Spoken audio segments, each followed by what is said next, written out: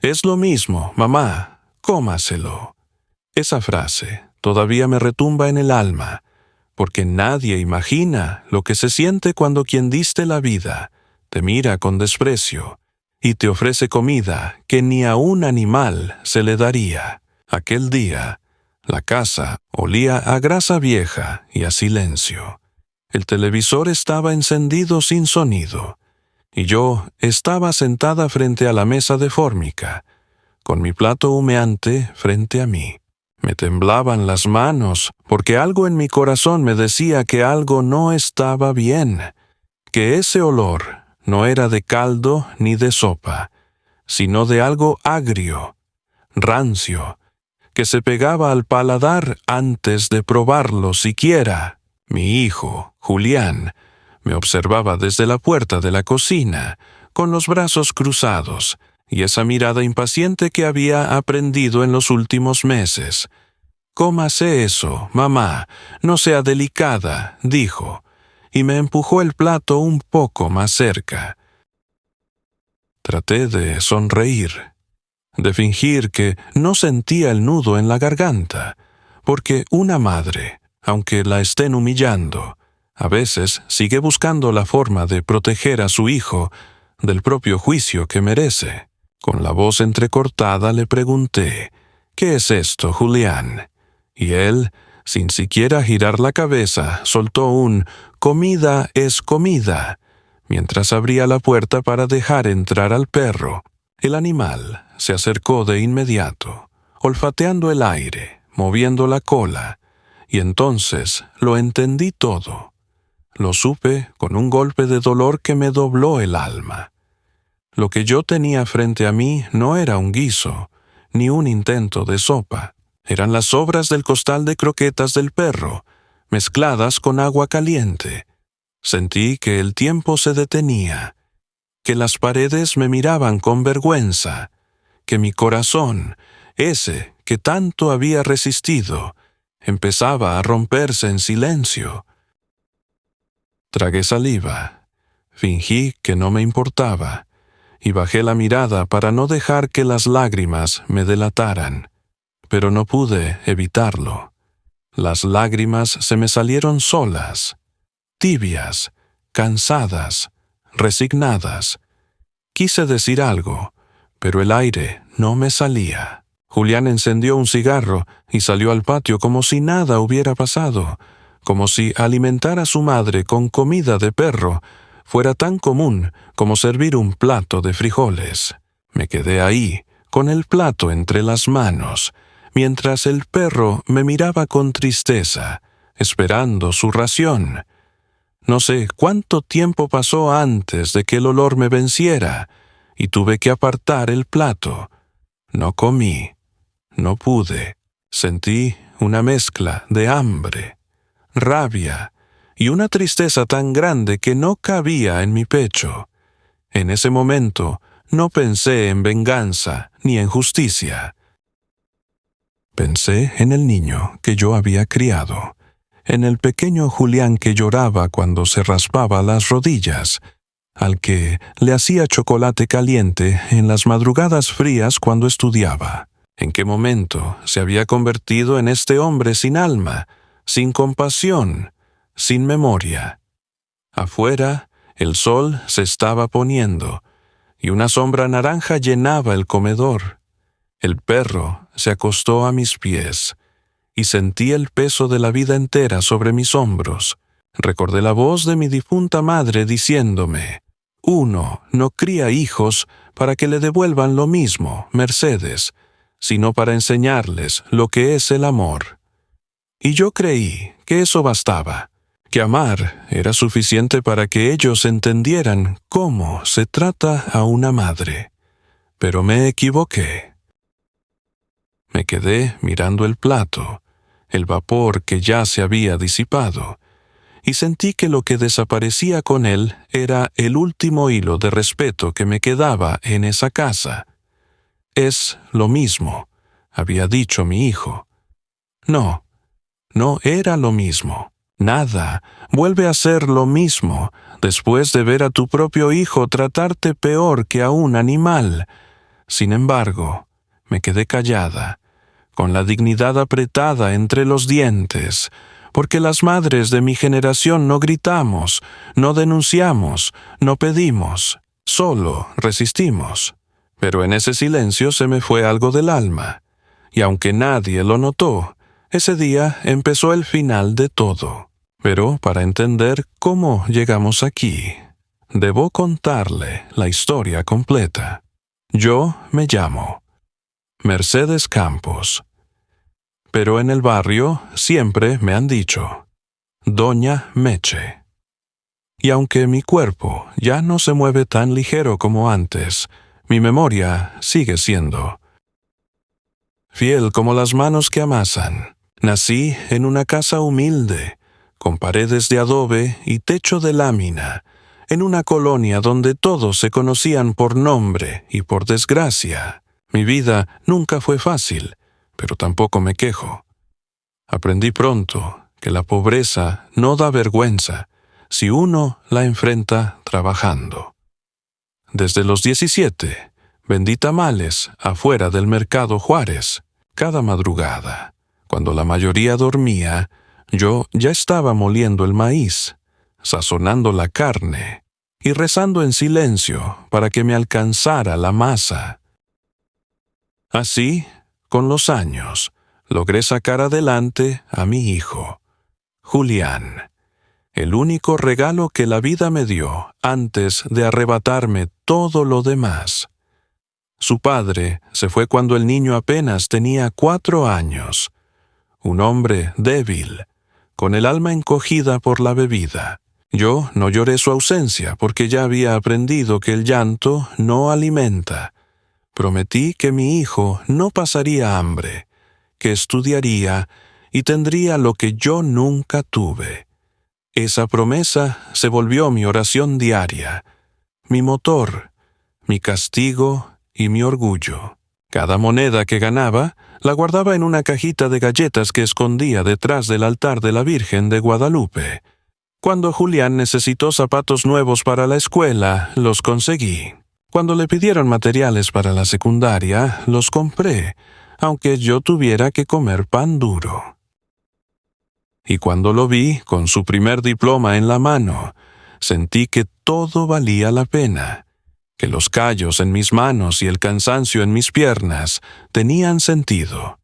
Él siempre fue un muchacho serio, de pocas palabras, pero respetuoso. Cada vez que me decía «Gracias, mamá», se me olvidaban las horas bajo el sol, el humo del comal y el dolor de espalda. Julián era mi vida entera, mi razón para seguir respirando. Los años pasaron, y con ellos vinieron los cambios. El muchacho creció, estudió un poco de mecánica, y luego empezó a trabajar con un amigo en un taller. Al principio llegaba contento, con olor a aceite y metal, contándome de los carros que arreglaba. «Voy a tener mi propio taller, mamá, usted verá», me decía, y yo lo creía.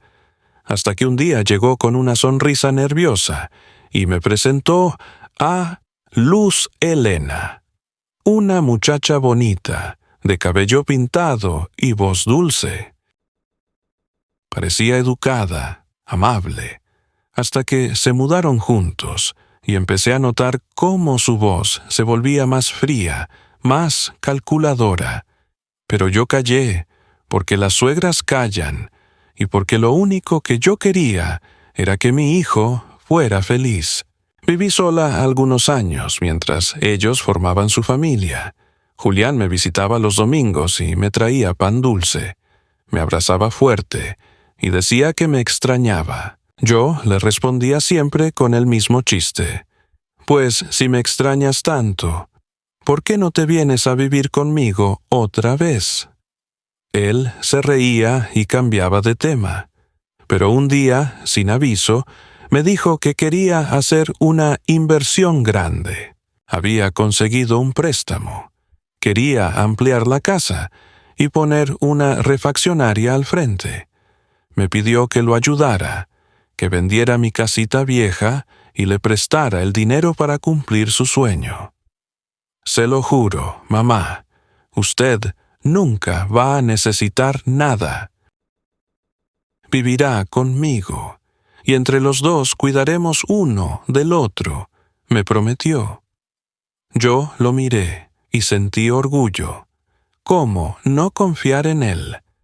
Era mi hijo, mi sangre, el niño al que había cargado bajo la lluvia cuando no teníamos paraguas. Así que vendí mi casa, esa donde había pasado casi toda mi vida, donde cada pared guardaba mi historia.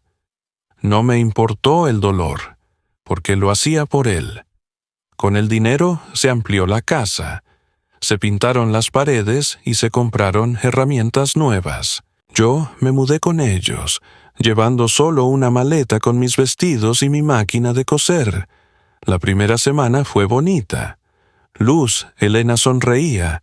Julián me decía que me veía rejuvenecida. Y hasta me preparaban café por las mañanas. Pero como las flores que se marchitan en silencio, la amabilidad empezó a desvanecerse sin que yo lo notara. Los buenos días se volvieron murmullos, las sonrisas se enfriaron, y poco a poco empecé a sentir que sobraba. Todo comenzó con cosas pequeñas. Un día mi nuera me dijo que mi café olía a casa vieja. Otro, que mi manera de caminar hacía ruido.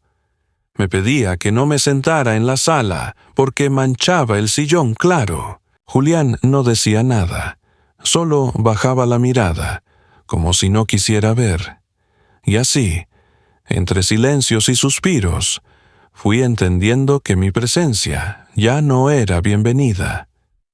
A veces me quedaba en mi cuarto todo el día, cosiendo o rezando, solo para no molestar. Pero en las noches escuchaba cómo discutían, y siempre oía mi nombre entre sus palabras. Yo intentaba ayudar. Barría, lavaba los trastes, cocinaba. Pero cada vez que lo hacía, algo estaba mal. Si cocinaba frijoles, Luz Helena decía que olían a humo. Si tendía la ropa, decía que la arrugaba. Y Julián, mi hijo, solo asentía, cansado, sin defenderme. Lo veía trabajar horas en su negocio, llegar sudado, agotado, y aún así, encontrar tiempo para quejarse de que yo no colaboraba lo suficiente. Entonces, empecé a sentir vergüenza por existir bajo su techo. Empecé a comer menos, a hablar poco, a disculparme por todo. En mis oraciones pedía paciencia, pedía no ser una carga. Pero no todo era oscuridad. El vecino, don Raúl, un hombre mayor que vivía solo al lado, me saludaba siempre con respeto. A veces me veía en la ventana y me decía: «Ánimo, doña Meche, el que siembra amor nunca muere olvidado». Me regalaba pan del horno los domingos y me contaba historias de su difunta esposa. Su presencia era como un rayo de luz en medio del desprecio cotidiano. Él veía lo que yo trataba de ocultar: las miradas frías, los suspiros de fastidio, la indiferencia. Pero nunca lo comentábamos. Bastaba su mirada compasiva para que yo sintiera que aún quedaba bondad en el mundo. Una tarde de abril, mientras barría el patio, escuché a mi nuera hablando por teléfono. «No sé cuánto más va a vivir, pero si sigue aquí, nos vamos a volver locos».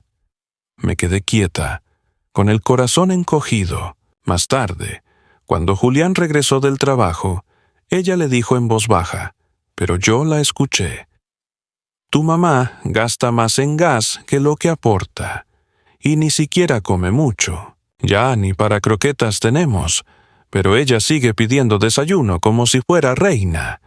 Él soltó una carcajada. «Pues que se acostumbre, es lo mismo».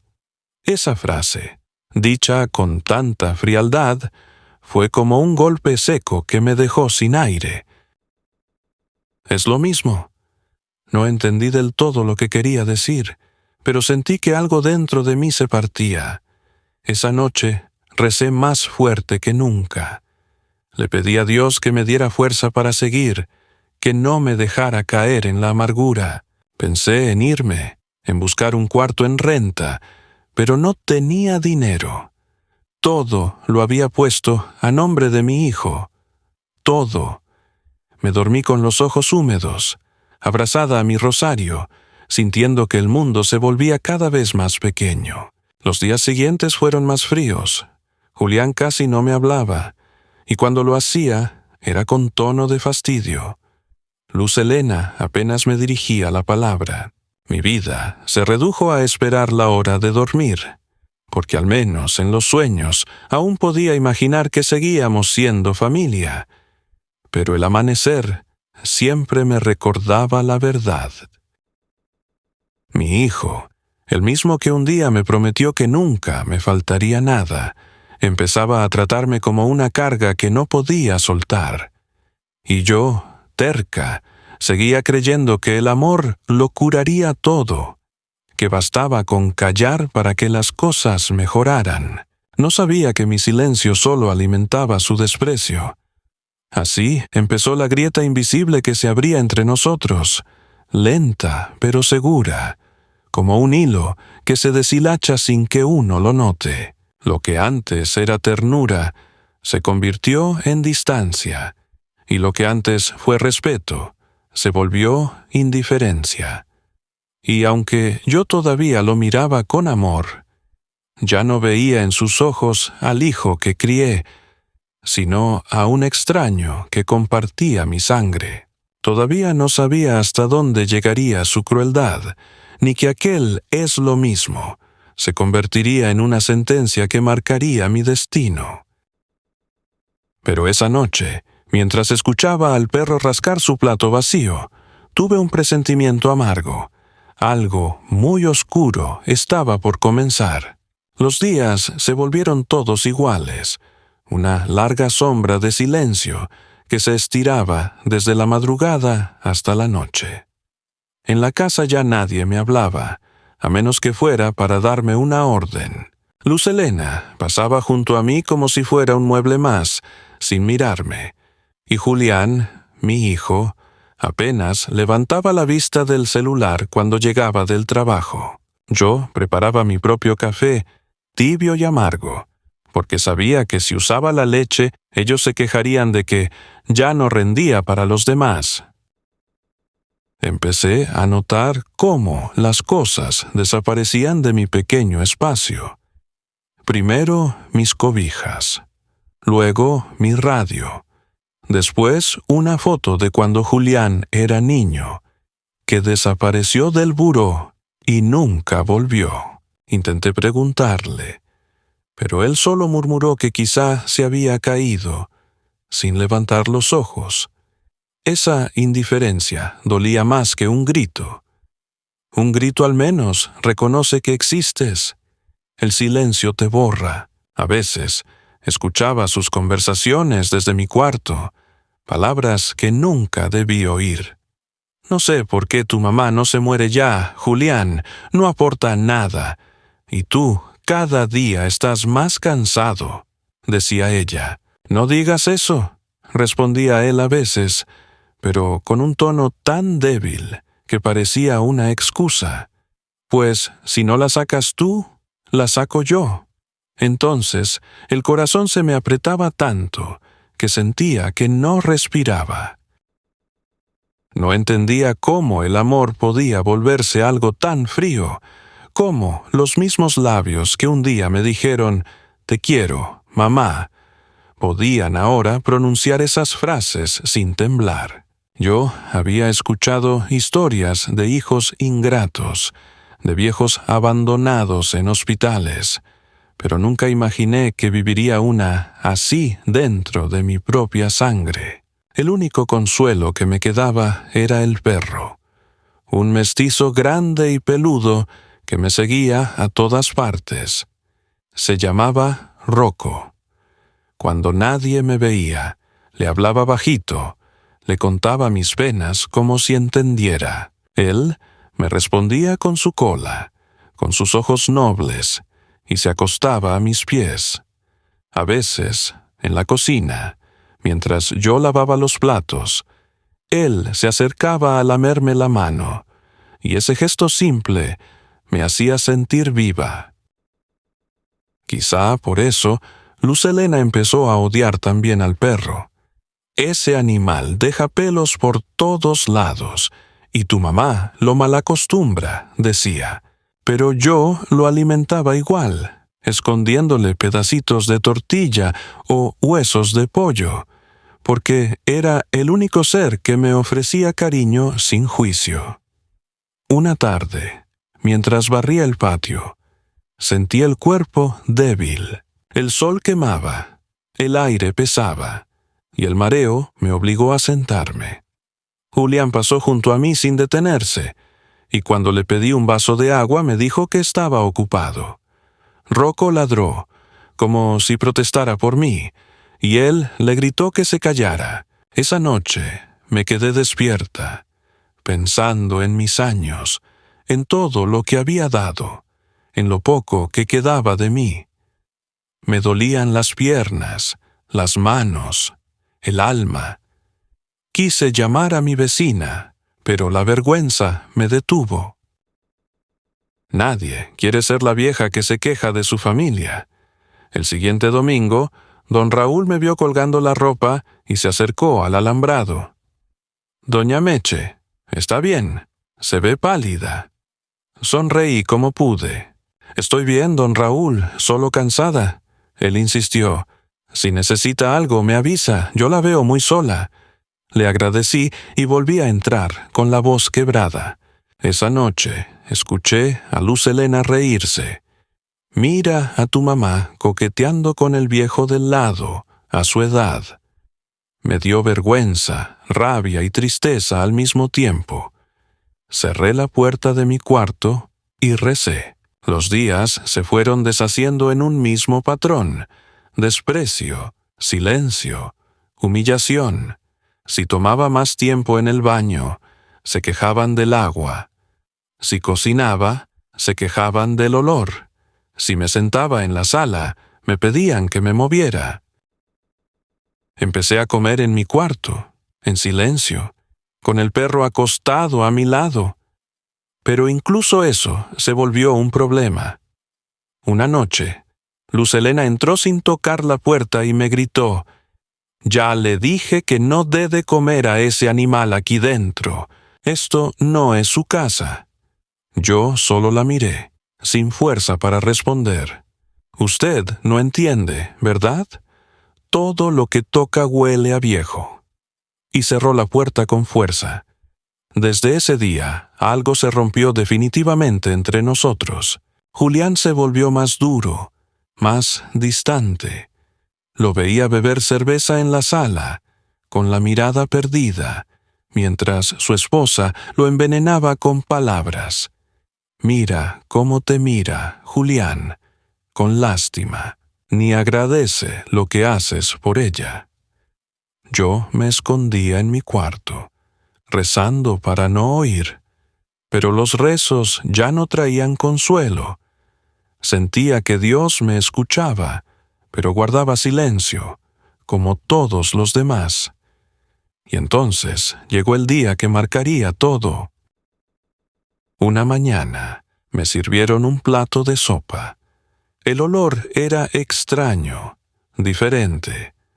No quise pensar mal, pero al probarla, supe que no era comida para personas.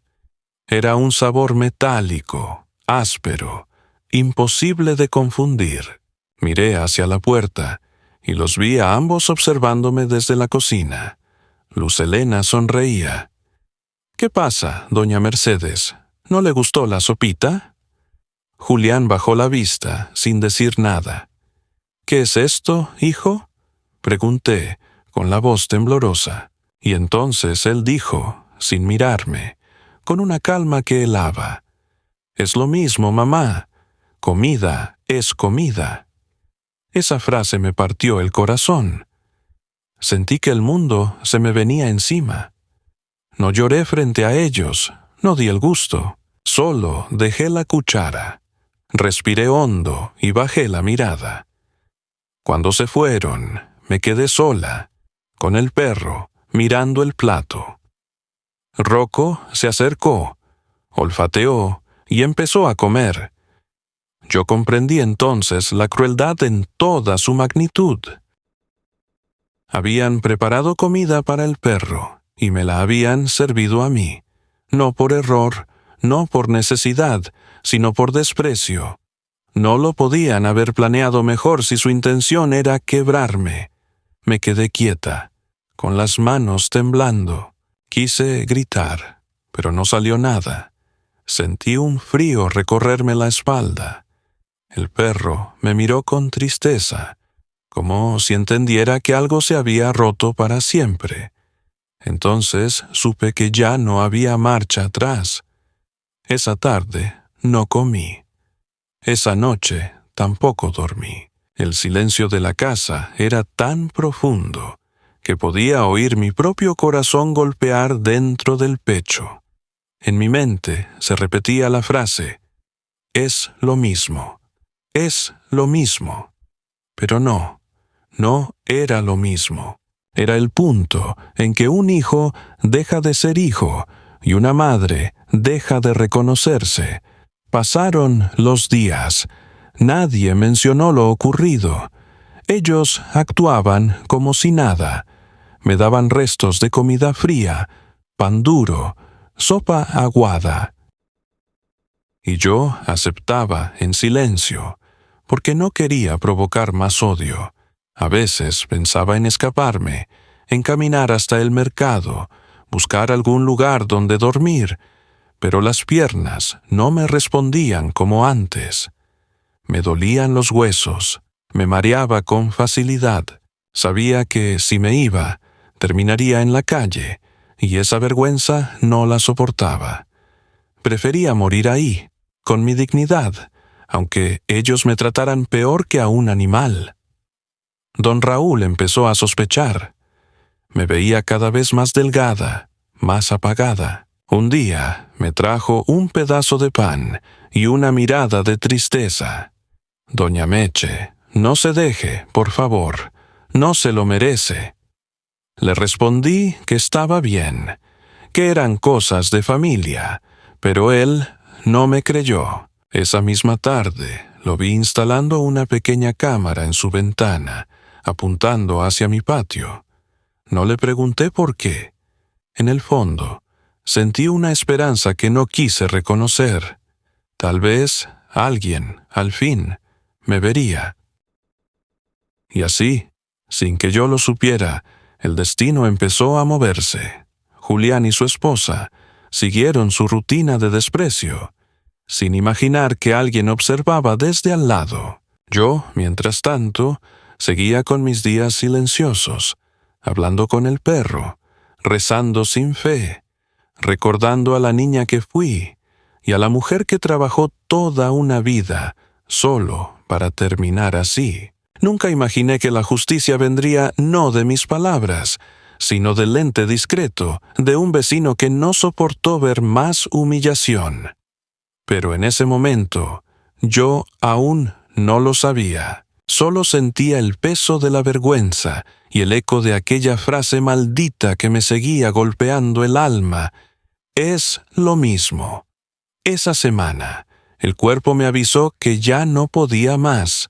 Primero, con un dolor sordo en la cadera que subía por la espalda como una cuerda.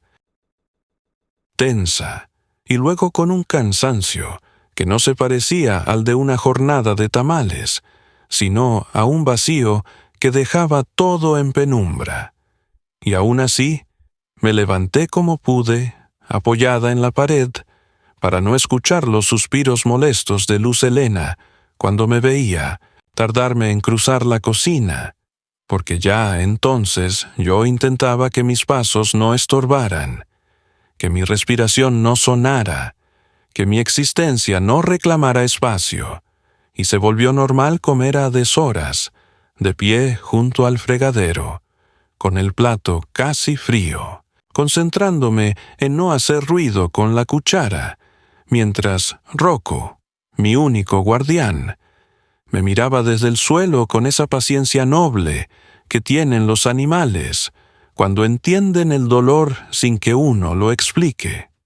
Recuerdo que esa tarde, la del mareo, fuerte, la casa estaba llena de un olor pegajoso a grasa recalentada y a cloro mal disuelto, y que afuera, detrás de la barda, se oía la radio de don Raúl con un bolero antiguo que hablaba de amor para siempre.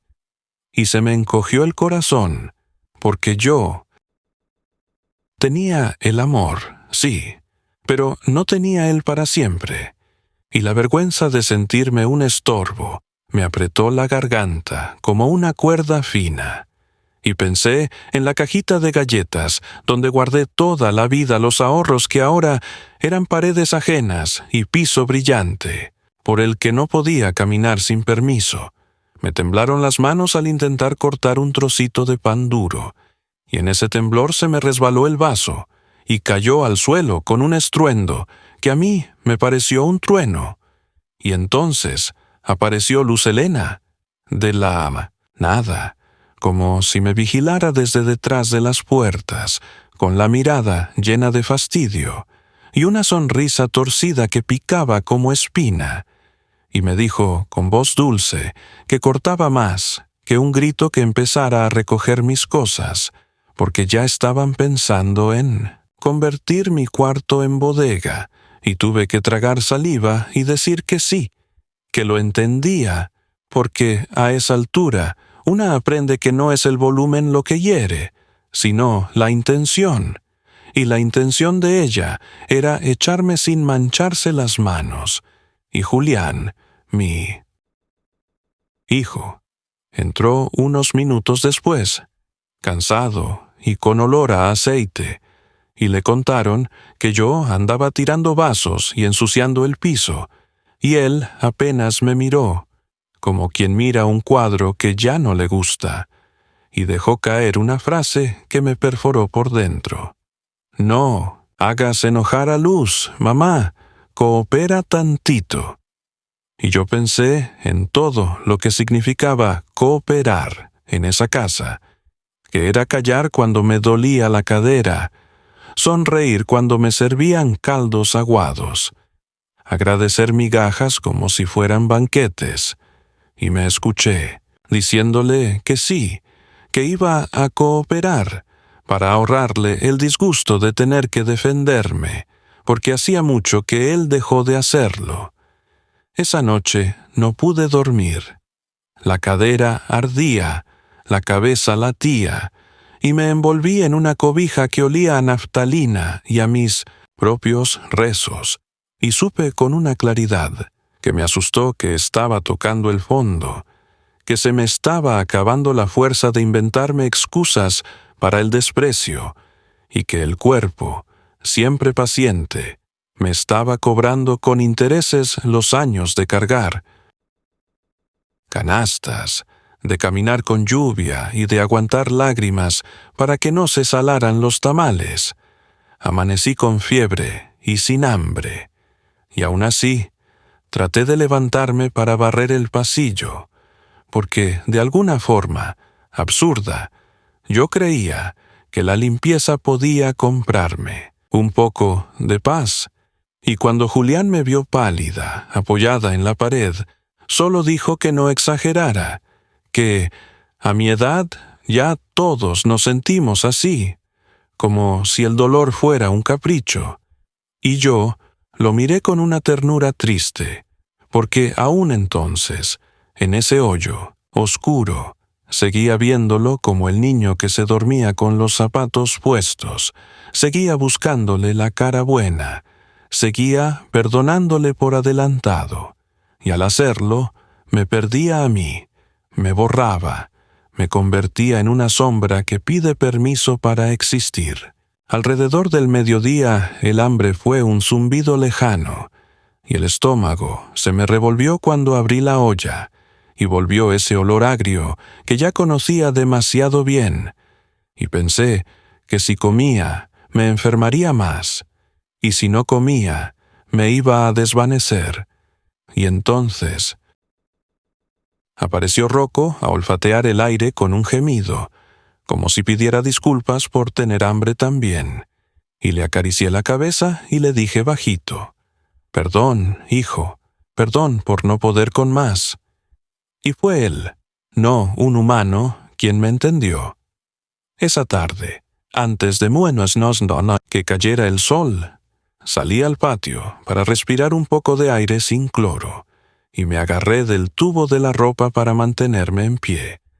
Y fue entonces que vi, sin que él supiera que yo lo veía, a don Raúl acomodando discretamente algo en su ventana, como un cuadrito negro pequeño, y yo no supe qué era, ni me atreví a preguntar, pero en el fondo de mi pecho, muy al fondo, se encendió una lucecita que casi había olvidado, la misma que se enciende cuando una madre, ya sin fuerzas, siente que alguien, por fin, no mira hacia otro lado. Al volver a mi cuarto, me encontré con que faltaba mi chal de flores, el mismo que usé el día que vendimos la casa, y sentí que alguien me jalaba el alma para abajo, porque esos pequeños robos sin importancia son la forma en que te van arrancando la historia, y entonces decidí esconder lo poco que me quedaba en una bolsa de tela que metí bajo el colchón, junto al rosario, como si el rosario pudiera custodiarlo. Y en esa pobreza de recursos descubrí una pobreza más honda, la de no tener a quien llamar, porque hacía años que me quedé sola, yo y el recuerdo de mi madre, que en tiempos de necesidad siempre aparecía en mi cabeza con su consejo simple: «No te dobles, Mercedes», y quise obedecerla. Pero a veces el cuerpo se dobla, aunque el alma no quiera, y al caer la noche tuve un escalofrío que me dejó tiritando, y me puse el suéter más grueso, y oí cómo Luz Helena cerraba con llave la puerta del patio para que yo no anduviera de vaga, yendo por agua en la madrugada, y tuve sed y no pedí, porque aprendí a apagar mis necesidades como quien apaga luces en cuartos vacíos, uno por uno, para que nadie se dé cuenta de que ahí vive alguien, y lloré sin ruido, con los ojos abiertos, mirando el techo, contando las manchas de humedad como si fueran estaciones de un vía crucis. Al día siguiente me levanté peor, con las manos torpes, y cuando la cuchara chocó contra el plato, ella se asomó desde la sala y dijo que si yo iba a estar haciendo escándalo, que mejor comiera afuera, y no supe qué me dolió más, si el desprecio o el hábito que ya tenía mi cuerpo de hacerse chiquito, de hacerse invisible, para evitar la siguiente humillación. Y pensé en la palabra fondo, en esa idea del punto más bajo del pozo donde ya no se puede seguir cayendo, y reconocí que estaba ahí, que esa cocina, con sus azulejos fríos y su olla de caldo sin sabor, era mi pozo, y que el eco de mi nombre ya no rebotaba en ninguna pared, que se quedaba conmigo, como una oración que nadie contesta. Por la tarde, cuando el sol se fue apagando, y la casa quedó con esa penumbra que saca a flote las sombras de todo lo no dicho, sentí que me faltaba el aire, y me senté en el piso, recargada en la cama, y Rocco vino a colocar su cabeza en mi regazo, y yo, que tantas veces me negué el derecho a quejarme, le dije en voz muy baja que tenía miedo de no despertar, no por mí, sino por la forma en que me encontrarían, por el comentario que harían, por el chisme que armarían, como si todavía me importara no darles trabajo extra, y me reí un poquito de mí misma, una risa seca, sin alegría, y en esa risa me descubrí anciana de golpe, no por los años, sino por la costumbre de pedir perdón por respirar. La noche cayó completa, y con ella vino una calma rara, de esas que no son paz, sino el cansancio después de la tormenta, y me di cuenta de que había dejado de esperar, que esa era la señal más clara del fondo. Cuando una deja de imaginar que mañana pueden cambiar las cosas, cuando el deseo se reduce a que no te duela tanto, a que el agua salga templada, a que no te insulten si se te cae una taza.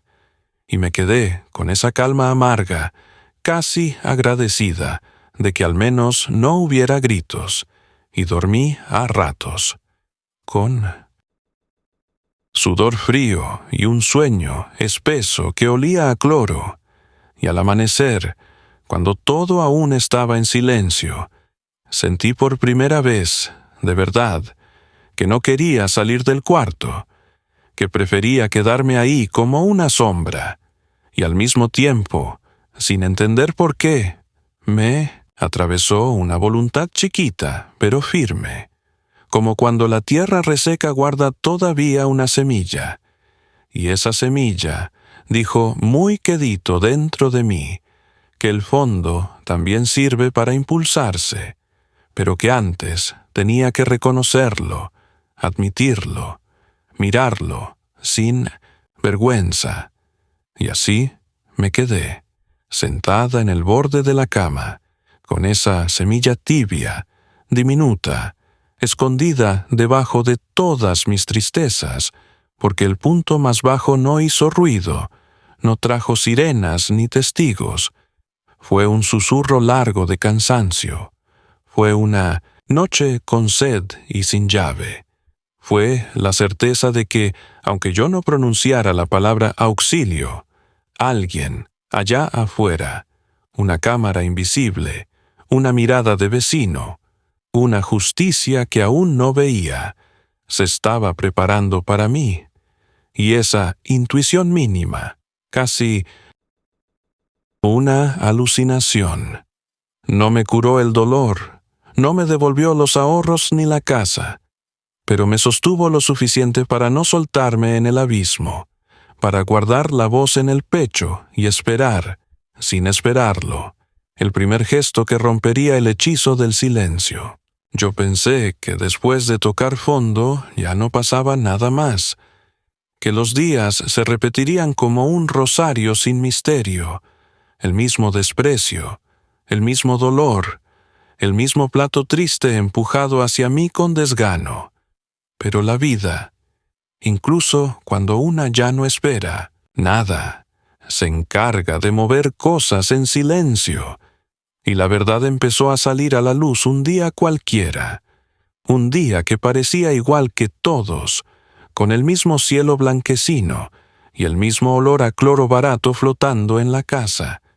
Esa mañana, Luz Helena se levantó de malas, aventando las sillas, abriendo las puertas con más fuerza de la necesaria. Y yo supe, sin que nadie me avisara, que algo no iba a terminar bien. Intenté hacerme invisible, como de costumbre. Me quedé en la orillita de la mesa, con mi taza de café ralo entre las manos, mirando mis dedos viejos, hinchados, como si no fueran míos, y entonces escuché, desde la sala, cómo llamaba por teléfono a alguien, con esa voz falsa que ponía cuando quería quedar bien. Sí, licenciado, la verdad es que estamos muy preocupados por ella. Ya no razona bien, rompe cosas, a veces no quiere comer. Creemos que está empezando con demencia. Sí, nos gustaría saber qué trámites hay para internarla, porque en casa ya no se puede. Y sentí que me arrancaban el aire de los pulmones. Me faltó la fuerza para poner la taza sobre la mesa, y el café tembló en el borde, a punto de derramarse. Pero no dije nada, no me levanté. No fui a reclamarle. Solo me quedé ahí, tragándome el miedo, escuchando cómo describía a una desconocida, a una vieja loca que yo no era, al menos no todavía, porque yo sabía muy bien quién era, qué día era, que había trabajado toda la vida, que sonaba al otro lado de la barda, el radio de don Raúl, el motor del vecino, que prende su carro a las 7, la voz chillona de la muchacha que vende tamales ahora donde antes estaba yo. Una loca no reconoce esas cosas. Una loca no recuerda la cara de su hijo cuando comió pastel de chocolate por primera vez. Y yo, sí, yo lo recordaba clarito, pero para ellos era más fácil decir que estaba mal de la cabeza, que aceptar que eran ellos los que estaban mal del alma. Colgó el teléfono y vino hacia la cocina con la cara torcida de fastidio, abriendo el refrigerador como si hubiera un tesoro escondido que yo estuviera consumiendo a escondidas. Sacó la olla con un caldo desabrido y lo puso en la estufa, sin mirarme, y dijo, en voz alta, para que yo oyera, pero fingiendo indiferencia: uno hace lo que puede, pero a veces la gente mayor ya no entiende razones. Y yo bajé la mirada, como si yo misma estuviera de acuerdo con su teatro, como si mi silencio confirmara su historia. Más tarde, cuando Julián regresó del trabajo, lo escuché preguntar, cansado, qué había dicho el abogado. Y ella, con tono de víctima, contestó que era un proceso, que había que hacer valoraciones, llevar papeles, demostrar que yo ya no podía valérmelas sola, que quizá me mandaban primero a una evaluación unos días y luego a un lugar especial para viejitos, donde, según ella, me cuidarían mejor, con gente que sabe. Y agregó algo que me heló. Además, así podríamos por fin usar bien la casa, poner otro cuarto arriba, tú sabes, pensar en el futuro. Y en esa frase se resumen tantos años de mi vida, porque yo siempre pensé en su futuro, y ahora ellos pensaban en el suyo, sin mí. Esa noche casi no hablé, casi no comí. Apenas probé la sopa aguada y me fui a mi cuarto con el corazón hecho polvo. Rocco me siguió, como siempre, y se acostó en la entrada, cruzado, como un guardián cansado pero fiel. No quise llorar, pero las lágrimas se me salieron solas, esas lágrimas viejas, silenciosas, de las que no hacen escándalo. Y le dije a Dios, muy quedito, que si de verdad pensaba llevarme, que lo hiciera pronto, pero que no me dejara en manos de extraños que me iban a tratar como un bulto. Yo ya tenía suficiente con lo que vivía ahí, bajo el mismo techo de mi hijo. Y aún así, en medio de ese ruego, me sentí culpable por desear desaparecer, como si todavía tuviera la obligación de cuidar que él no sufriera con mi partida. Así, de torcida, nos dejan los años de sacrificio. Al día siguiente, todo cambió sin que yo lo buscara. Era una tarde pesada, de calor. Las paredes sudaban humedad y el ventilador apenas movía el aire. Yo estaba sentada en el patio, en una silla de plástico, con Rocco acostado a mis pies, viendo cómo una hormiguita intentaba arrastrar una migaja de pan 3 veces más grande que ella. Y pensé que esa hormiga era yo, cargando una vida demasiado pesada con un cuerpo chiquito y cansado. De pronto, escuché que alguien me hablaba desde la barda. Doña Meche. Era la voz de don Raúl, pero no sonaba como siempre. Traía algo urgido, nervioso. Me acerqué despacio, agarrándome de la pared, y él, con discreción, como si estuviéramos haciendo algo prohibido, me enseñó su celular por encima del borde. «Quiero que vea esto, por favor», me dijo. Seria su cara, más seria que nunca. Yo me acerqué y vi en la pantalla mi propia cocina, mi propia mesa, mi propio cuerpo. Ahí estaba yo, sentada, encorvada, con el plato delante. Se veía a Julián sirviéndome algo en el plato.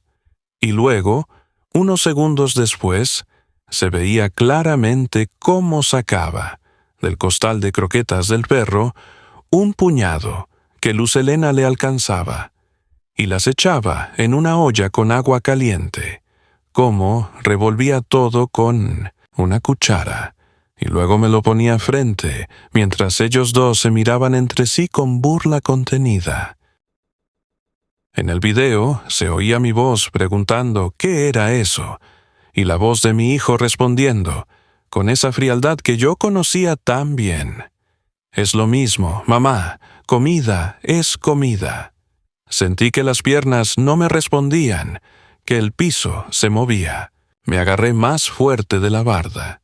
No supe si por el mareo o por la vergüenza de verme ahí, humillada, tan chiquita, tan indefensa, y al mismo tiempo sentí algo que no había sentido en mucho tiempo, una mezcla rara de rabia y alivio, rabia de ver la crueldad tan clara, como si alguien la hubiera subrayado, y alivio de saber que no era yo la que estaba exagerando en su cabeza, de saber que eso que me dolía no era una fantasía de vieja sensible, sino un maltrato real, concreto, con pruebas. Don Raúl me miró a los ojos, con un respeto que casi me hizo llorar, y me dijo: «Yo grabé esto, vecina, porque no podía quedarme con los brazos cruzados. No está bien lo que le hacen, esto es un delito.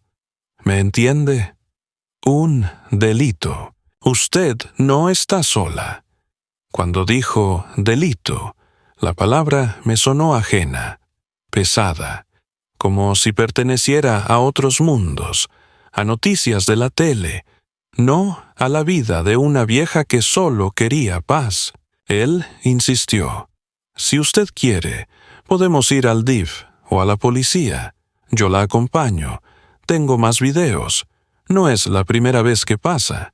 Yo he visto cómo la tratan, cómo le cierran la puerta, cómo la dejan sin comer, cómo se burlan, y ya no lo aguanté». Y sacó otro video, donde se ve claramente a Luz Helena empujándome el plato, diciéndome que comiera afuera si no me gustaba, y a Julián riéndose, cuando yo, con manos temblorosas, trataba de levantar un vaso roto del suelo. Yo no sabía si taparme la cara o quedarme mirando. Me dolía el alma, pero en el fondo, muy hondito, algo se enderezaba. Por primera vez en meses, quizá años, sentí que la balanza se movía un poquito a mi favor. No porque me fueran a devolver lo perdido, sino porque alguien, al menos, veía la verdad. «No podemos quedarnos así, doña Meche», siguió diciendo don Raúl, bajando la voz, porque en cualquier momento alguien podía asomarse. «Usted tiene derechos. Es una persona mayor. No la pueden tratar como si fuera un perro, ni literalmente ni en sentido figurado. Mi sobrina trabaja en una oficina del gobierno. Ayuda a abuelitos que sufren maltrato. Si usted quiere, yo la llamo. No le va a costar nada, solo decir la verdad».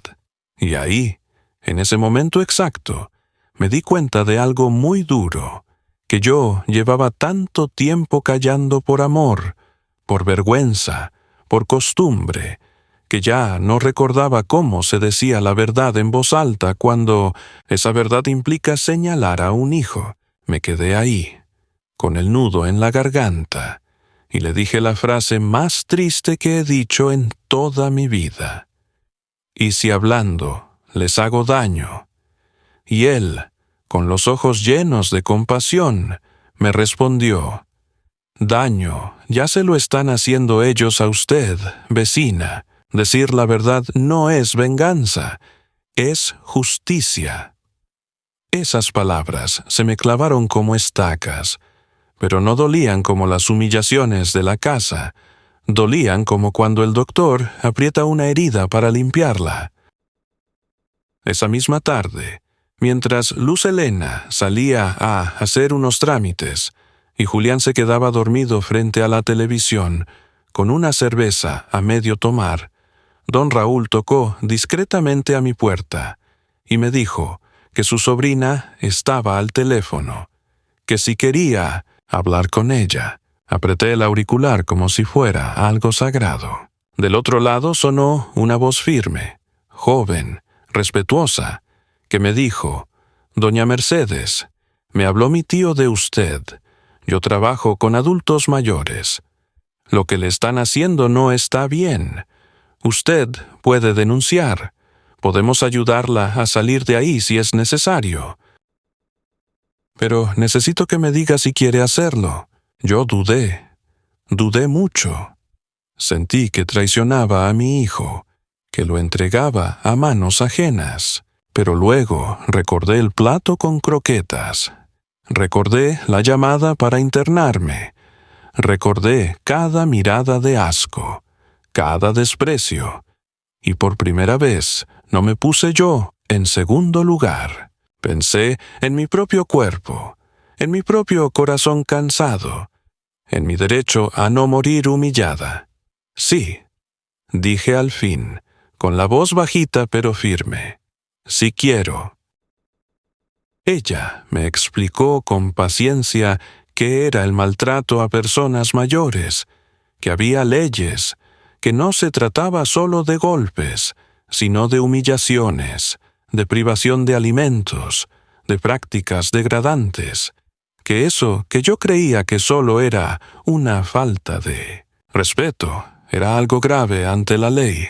Me habló de denuncias, de ministerio público, de medidas de protección. Eran palabras grandes para una mujer que toda su vida peleó con cosas simples, como el precio del maíz o el costo del gas, pero las fui guardando una por una, como quien guarda moneditas en la cajita de galletas. Me dijo también que no estaba obligada a ir sola, que alguien podía acompañarme, que incluso podían ir a la casa a verificar mi situación. Cuando colgué, sentí que el corazón me latía distinto, como si hubiera recuperado una parte de mí que había dejado tirada por ahí, entre las bolsas de basura y los platos sucios. Esa noche, cuando me sirvieron el mismo caldo triste, yo ya no era exactamente la misma. Por fuera, sí, la misma ropa gastada, el mismo cabello recogido, las mismas manos torcidas por la artritis. Pero por dentro algo se había enderezado un poquito. Comí despacio, sin hacer ruido, como siempre, pero con la certeza de que ya no estaba completamente a merced de ellos, que había alguien al otro lado de la barda dispuesto a dar la cara por mí. Que había un video, varios, donde la verdad estaba grabada con fecha y hora, que si algún día me llamaban loca, habría pruebas de que los únicos que habían perdido el juicio eran ellos, al olvidar lo que significa el respeto. Pasaron 2 días más, 2 días en los que casi no hablaba con nadie, pero por dentro iba haciendo mi propia maleta invisible.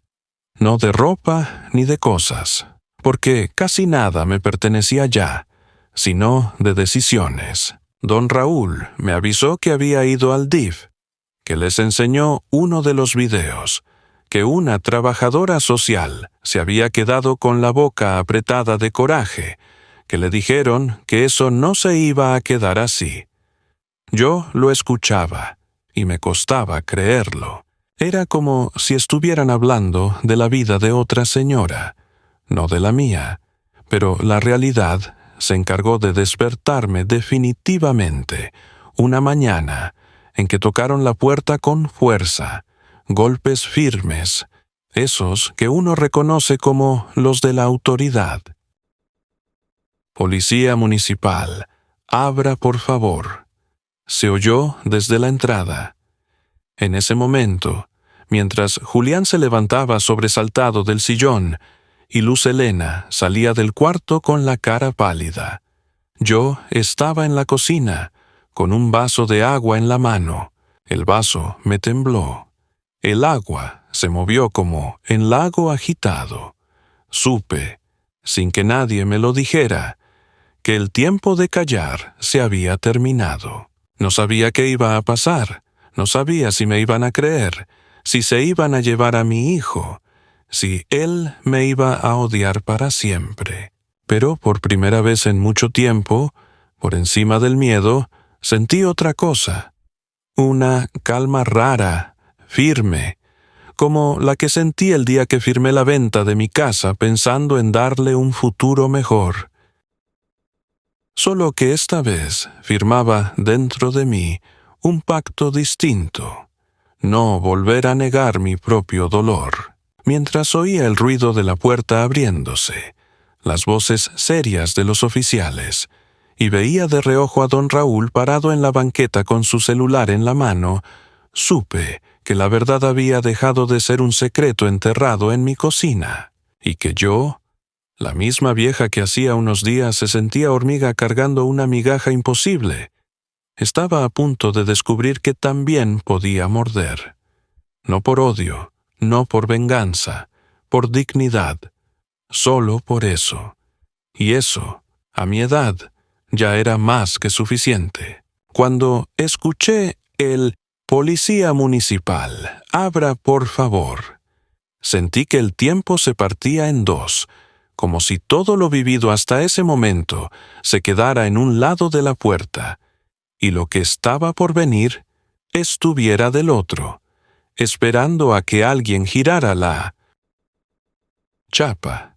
Yo estaba en la cocina, con el vaso de agua todavía en la mano, y por un segundo pensé en esconderme, en hacer lo que había hecho toda la vida, apartarme para no estorbar, dejar que otros resolvieran. Pero esta vez mis piernas, aunque temblaban, no se movieron.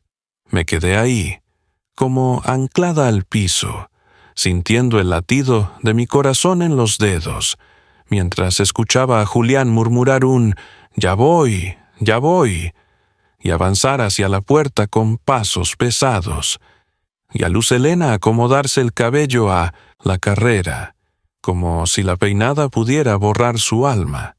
La puerta se abrió con un chirrido largo, y desde la cocina yo alcancé a ver, a través del marco, a dos oficiales uniformados y a una mujer con carpeta en mano, seria, de esas que ya han visto demasiadas cosas y aún así conservan algo de ternura en los ojos.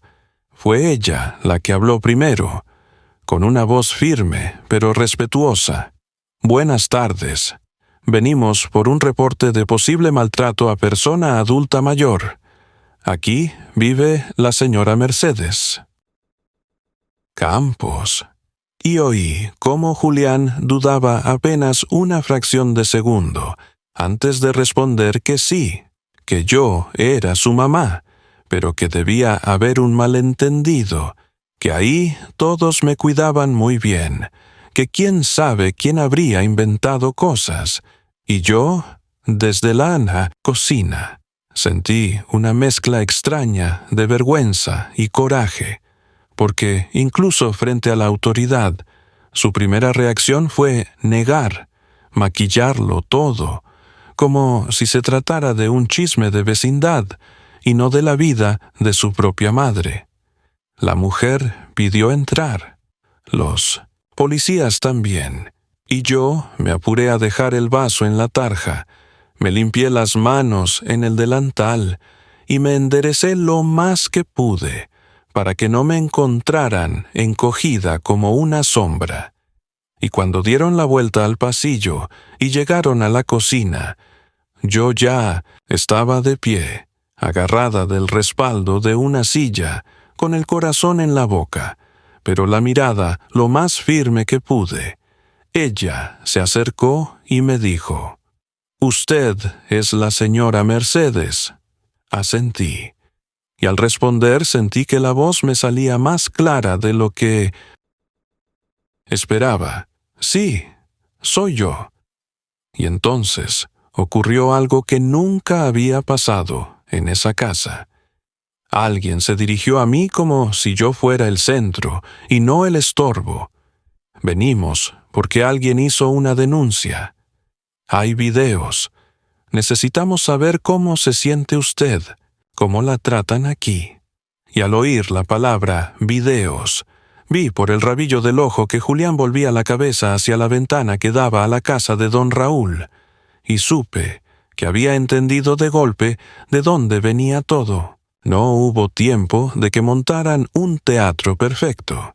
La mujer del DIF abrió su carpeta, sacó unas hojas y una tablet, y pidió que todos estuviéramos presentes en la sala para ver un material y aclarar algunas cosas, dijo.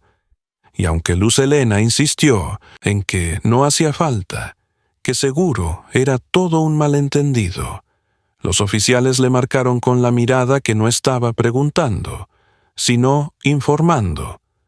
Caminamos hacia la sala, yo despacio, sintiendo que cada paso era una traición y una liberación a la vez. Rocco quiso seguirme, pero Julián lo apartó con el pie, nervioso, y el perro se quedó en el pasillo, mirando con esos ojos que todo lo entienden. Cuando nos sentamos, yo en la orilla del sillón, como siempre, y ellos de pie, inquietos. La trabajadora social conectó su tablet, tocó un par de veces la pantalla y, sin más preámbulos, empezó a reproducir el video donde se veía mi cocina como si fuera una escena de película. Pero no era cine, era mi vida desnuda, cruda, registrada desde la ventana de un vecino. Se veía a Julián sirviendo las croquetas en la olla, a Luz Helena alcanzándole el costal. Se oían sus risas ahogadas. Se veía cómo me ponían el plato enfrente y cómo yo, encorvada, preguntaba qué era eso. Y luego, clara, innegable, la frase de mi hijo retumbando por toda la sala. «Es lo mismo, mamá. Comida es comida». Nadie habló durante esos segundos, pero el silencio tenía un peso que casi podía tocarse. Sentí cómo la vergüenza me subía del estómago a la cara, no solo por lo que ellos me hacían, sino por verme a mí misma tan pequeña, tan dispuesta a tragar humillación con tal de no armar problema. La mujer pausó el video y preguntó, sin elevar la voz: «Señora Mercedes, ¿eso que vimos es real? ¿Le ha ocurrido más veces algo similar?» Y yo supe que ese era el momento, el punto que separaría para siempre la madre que callaba de la mujer que por fin se atrevía a decir «basta». Respiré hondo. Sentí las miradas clavadas en mí, las de los policías, la de ella, las de ellos, dos, y contesté: «Sí, es real, y no ha sido solo una vez». Julián se apresuró a interrumpir. Dijo que era una broma, que la grabación estaba sacada de contexto, que en esa casa nunca me había faltado nada, que incluso yo era muy complicada para comer, que a veces confundía olores. Habló rápido, atropellado, como cuando uno quiere tapar una gotera con las manos, pero la trabajadora social no le quitó los ojos de encima, esperó a que terminara, y le dijo con una calma que helaba: «Aunque fuera una sola vez, aunque usted crea que es un chiste, alimentar a una persona mayor con comida para animales es maltrato, señor, y no solo moral, es maltrato tipificado en la ley». Luego volteó hacia mí de nuevo, con los ojos algo más suaves, y me pidió que le contara, con mis propias palabras, cómo era mi vida ahí, qué comía, si tenía dinero propio, si alguien me acompañaba al médico, si decidía sobre mis cosas. Y algo se me abrió en el pecho, como una compuerta, y empecé a hablar, primero bajito, tímida, y luego con una claridad que me sorprendía a mí misma. Conté lo del plato, lo de los comentarios de internarme, lo de los vasos rotos, lo del cuarto que querían convertir en bodega, lo del dinero de la casa que se quedó en la construcción del negocio, lo de las croquetas, todo sin exagerar ni adornar, solo la verdad, simple y llana. Mientras lo hacía, sentía que cada palabra era un hilo que yo tomaba de vuelta de las manos de mi hijo, como si estuviera recogiendo la dignidad que había ido dejando caer por la casa durante años. Luz Helena intentó interrumpirme varias veces, diciendo que yo inventaba cosas, que estaba confundida, que me influenciaban, pero los oficiales la mandaron callar y uno de ellos, incluso, le advirtió que si seguía obstaculizando, la iban a sacar del cuarto. Cuando terminé, la sala entera parecía otro lugar, como si alguien hubiera abierto una ventana en una habitación cerrada durante años. La trabajadora social tomó notas, hizo un par de preguntas más, me miró con respeto y dijo algo que nunca pensé escuchar en boca de un funcionario. «Usted no es una carga, señora Mercedes. Usted es víctima de maltrato, y nosotros estamos aquí para protegerla». Esa palabra, proteger, dirigida a mí, me hizo arder los ojos, porque hacía tanto que no me sentía protegida, que casi había olvidado lo que era. Luego se puso de pie y volvió a la tablet. Mostró otros fragmentos de video que don Raúl les había dado. En uno se veía cómo me dejaban sola en el patio. En otro se escuchaba claramente a Luz Helena diciendo que no sabían cuánto me iba a tardar en morir. En otro se apreciaba la forma brusca en que me quitaba un plato de las manos. Y al final, un video donde simplemente se me veía sentada, inmóvil, con la mirada perdida en la mesa, mientras el perro me miraba, y aunque ahí no hubiera golpes ni gritos, el abandono era tan evidente que dolía más que cualquier cachetada. Cuando las imágenes terminaron, los oficiales intercambiaron miradas, y uno de ellos hizo una seña sutil, como de acuerdo. El que parecía mando principal habló: «Señor Julián, señora Luz Helena, con el material y el testimonio que tenemos, podemos proceder por probable responsabilidad en maltrato a persona adulta mayor. Esto es serio, no es un regaño, es un delito. Vamos a solicitar que la señora Mercedes salga de aquí bajo protección, y ustedes tendrán que declarar ante el Ministerio Público. Si se niegan a acompañarnos, tendremos que esposarlos». Yo escuchaba esas palabras como si fueran de otro mundo. Esposarlos, a mi hijo, al niño que yo había cargado en brazos, que había peinado antes de ir a la escuela, el mismo al que le junté monedas para comprarle sus primeros tenis blancos. Y por un instante, un dolor antiguo, instintivo, quiso hacerme decir, no, déjenlo, no pasa nada. Pero esa voz se estrelló con otra más nueva, más firme, nacida del cansancio, la que me recordaba el plato con croquetas, los comentarios de que ojalá ya me muriera, la que repetía la copa de humillaciones que yo había bebido, sin protestar. Julián se puso pálido, extendió un poco las manos como para tranquilizar la situación y dijo que no hacía falta dramatizar, que él estaba dispuesto a platicar, que seguramente se podía arreglar, que no había sido con mala intención, que él no era un delincuente, y yo vi, por primera vez, miedo en sus ojos, no el miedo noble de quien reconoce su culpa, sino el miedo egoísta de quien siente que le tocan lo suyo. Los vecinos empezaron a asomarse desde las puertas, porque las voces ya eran más altas, porque la presencia de patrullas llama la curiosidad como la miel a las moscas.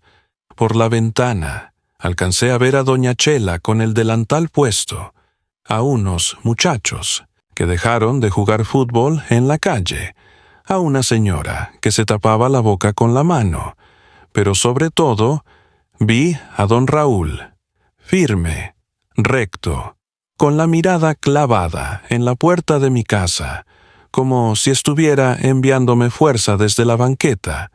La trabajadora social se acercó a mí y me preguntó si yo quería salir de ahí, si quería ir con ellos, y le dije que sí, con un hilo de voz que, sin embargo, sonó más fuerte que cualquier grito que hubiera dado en esa casa.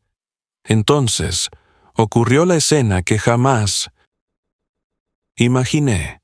Los oficiales le pidieron a Julián que se pusiera de pie, que les acompañara.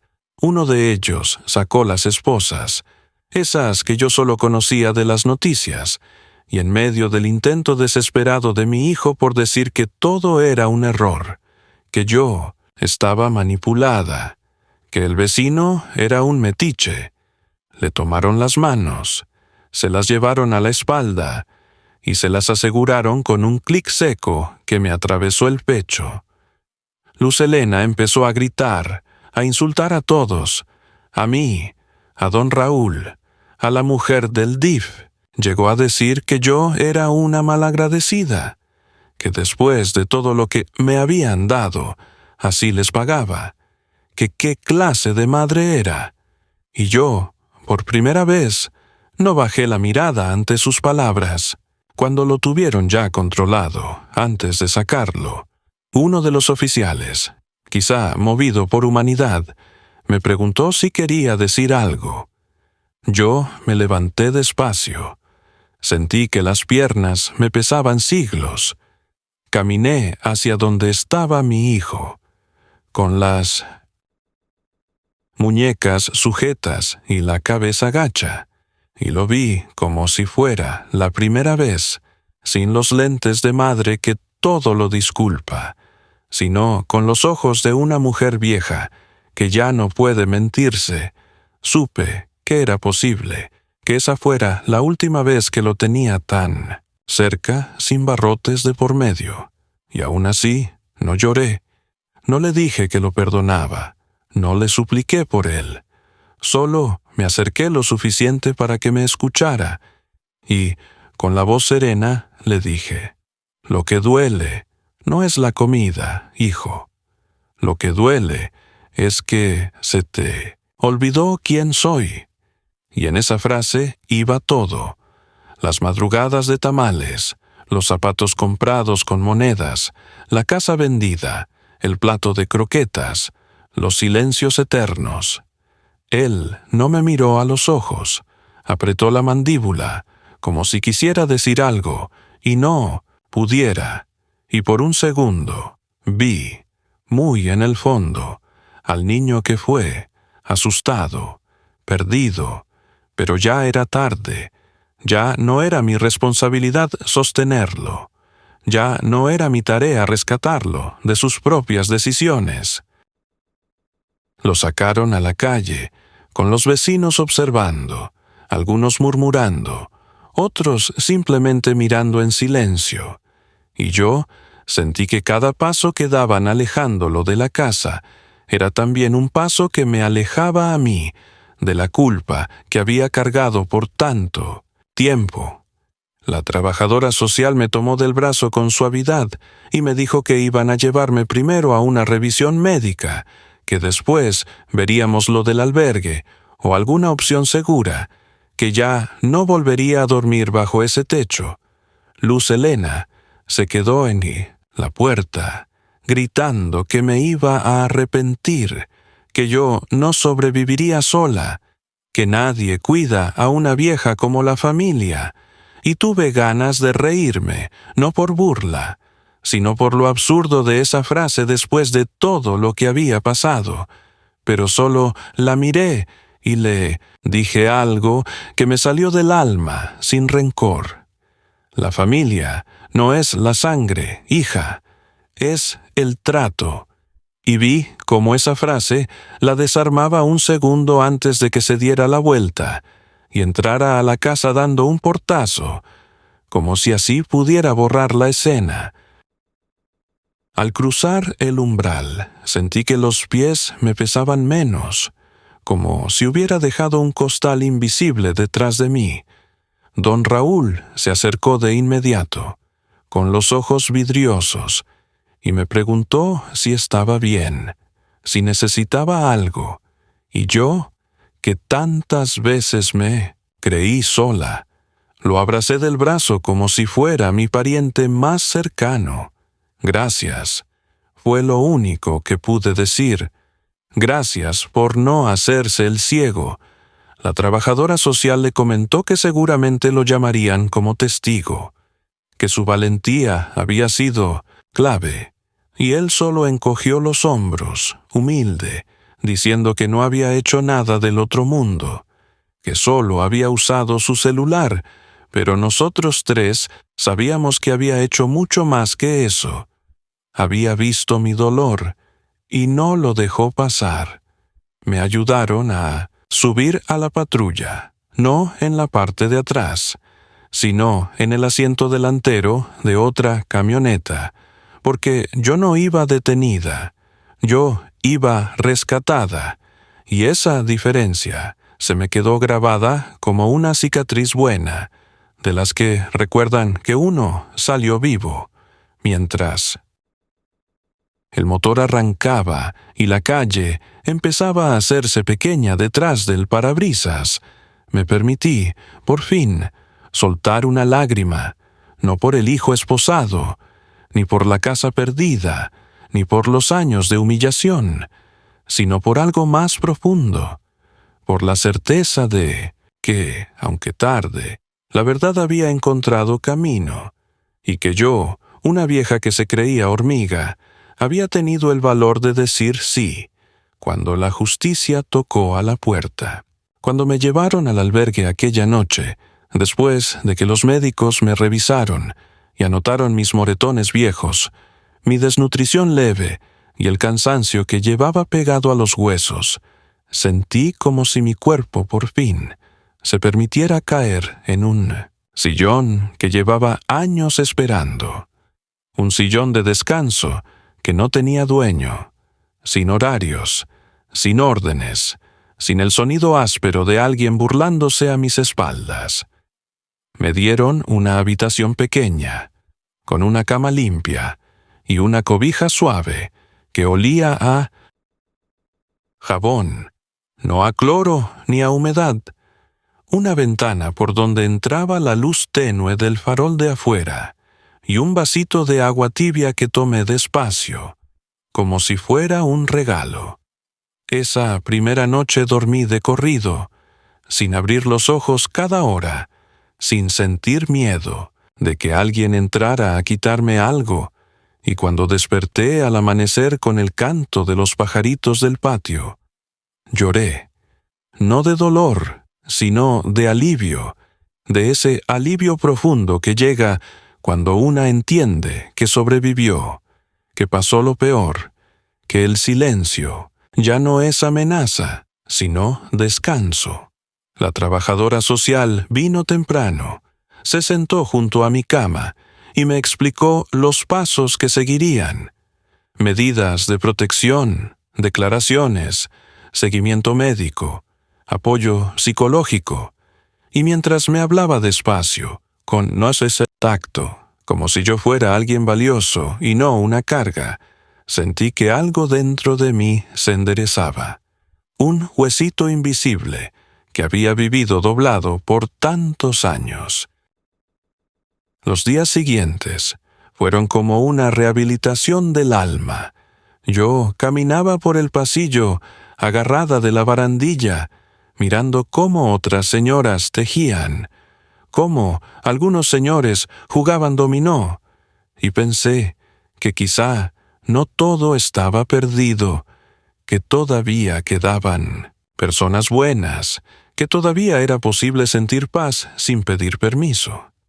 Cada tarde llegaba don Raúl a visitarme, con su bolsita de pan o unas galletas de naranja. Se sentaba conmigo en el jardín del albergue y hablábamos bajito. Él me contaba de su esposa fallecida, de sus tiempos de maestro, y yo le contaba de mis tamales, de las madrugadas en el mercado Juárez, de cómo era Julián de niño, y nunca, ni una sola vez, me preguntó por qué mi hijo me trató así. Nunca me juzgó, solo me escuchó. Y esa escucha fue un bálsamo que ninguna medicina podía darme. Un par de semanas después, me llamaron para firmar unos papeles y dar mi declaración formal. Fui en compañía de la trabajadora social. Llevaba mi mejor blusa, la que había rescatado de mi cuarto antes de irme. Y, aunque el edificio del ministerio público se veía frío y lleno de gente, yo sentí una fuerza tranquila dentro de mí, una fuerza que nunca había sentido cuando vivía en la casa de Julián.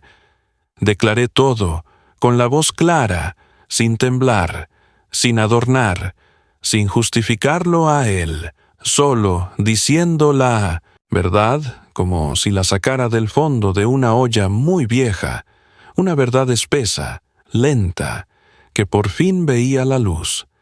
La licenciada que tomó mi testimonio me puso una mano suave sobre la mía y me dijo: «Usted hizo lo correcto». Y esa frase, tan sencilla, me abrió otra grieta de lágrimas que yo no sabía que tenía todavía. Días después me informaron que el proceso contra Julián seguía, que por el momento él no podía acercarse a mí ni comunicarse, que la investigación continuaba y que, dependiendo de la resolución, podría enfrentar consecuencias más graves. Yo escuché todo eso sin odio, sin deseo de venganza, porque mi corazón no tenía espacio para el rencor. Estaba demasiado lleno de cansancio y de una paz nueva que apenas aprendía a reconocer. Cuando la trabajadora social me preguntó si quería decir algo sobre él, si quería agregar algo más a la denuncia, yo negué con la cabeza y le dije que no, que lo que ya había dicho era suficiente, que no buscaba castigar a nadie, solo quería que la verdad se pusiera de pie detrás de mí, como un árbol al que por fin puedo recargarme sin miedo a que se caiga. Ella sonrió con dulzura y escribió en su hoja: «La víctima no expresa ánimo de venganza, solo desea protección». Y por primera vez en mi vida, la palabra víctima no me sonó a derrota, sino a reconocimiento. Una tarde, mientras tomaba café en el jardín, Escuché a unas señoras hablar del Día de las Madres que se acercaba, y sentí un nudo extraño en el estómago, no de tristeza, sino de reflexión, porque durante muchos años ese día lo celebré con orgullo, recibiendo flores de plástico y dibujos torcidos.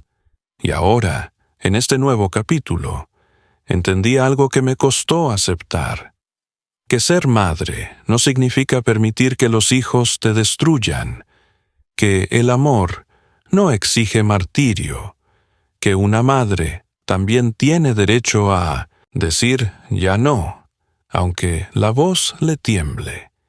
Ese entendimiento me dio una paz rara, suave, como una manta que se acomoda sola sobre los hombros. Poco a poco empecé a recuperar cosas pequeñas que había perdido: el apetito, la risa bajita, la costumbre de levantar la cara cuando saludo. Comencé a caminar por el jardín sin cargar el cuerpo como si fuera una bolsa de costales vacíos. Empecé a dormir sin miedo y a despertar con ganas de escuchar el canto de los pájaros. Entendí que la dignidad es una cosa sencilla, cotidiana, que se construye en detalles, en un plato servido con cariño, en una cama tendida con suavidad, en un buenos días que no lleva veneno. Y cada uno de esos gestos que el albergue me daba, sin exigirme nada a cambio, borraba un poco de la sombra que había vivido conmigo en la casa de mi hijo. Semana tras semana, la vida se fue acomodando sola, como una mesa que alguien vuelve a nivelar después de años cojeando. Y un jueves por la tarde, mientras veía a unas señoras regar las plantas, sentí algo que no reconocí al principio. Era tranquilidad, una tranquilidad tan limpia que me mareó, porque la tranquilidad verdadera no es silencio impuesto, sino un espacio donde el alma puede estirarse sin miedo a que la pisoteen. Y en medio de esa calma me descubrí pensando en Julián, no con odio, no con dolor punzante, sino con una tristeza suave, como quien mira un retrato viejo de alguien que ya no es. Entendí que él también era hijo de sus decisiones, que yo hice lo que pude, que no estaba en mis manos salvarlo de su propia dureza, que cada quien carga su cruz y la mía, por fin, se había vuelto más ligera. El día que me dijeron que ya tenía asegurado un lugar permanente en el albergue, que estaría bien cuidada, que tendría mis medicinas, mis chequeos y mi espacio, les di las gracias, como quien agradece un milagro, porque para mí eso era un milagro de tierra, de manos humanas, de ojos que ven. Salí caminando despacio hacia el jardín. Me senté bajo el árbol grande y cerré los ojos, dejando que el aire tibio me acariciara el rostro. Y allí, en ese instante simple, comprendí que había llegado al último tramo de mi historia con dignidad, no con vergüenza, que no me iban a encontrar a oscuras, ni en silencio, ni encogida en un rincón, sino de pie, con mi nombre, con mi voz, con mi verdad. No busqué venganza, nunca la busqué. Lo único que quería era que alguien dijera, aunque fuera en un papel, lo que le hicieron estaba mal. Y ahora que estaba escrito, que era oficial, que tenía testigos, policías, leyes y personas que me creían, ya no necesitaban nada más, ni disculpas, ni castigos, ni explicaciones. Lo único que deseaba era paz, y por fin la tenía entre las manos, tibia, frágil y completa, como una taza de café de olla recién servida, y así, cada noche antes de dormir, hago lo mismo. Miro mi cuarto limpio, toco la cobija suave, beso el rosario que siempre escondí bajo el colchón, y doy gracias, no por haber sufrido, sino por haber salido, por no haberme quedado ahí, doblada para siempre, invisible en una casa que dejó de ser hogar. Doy gracias por la justicia, por la verdad, por la gente buena que todavía existe, y por la oportunidad de cerrar mi historia sin odio, solo, con la serenidad de quien, al final del camino, comprende que la dignidad, cuando una la recupera, nunca vuelve a soltarse.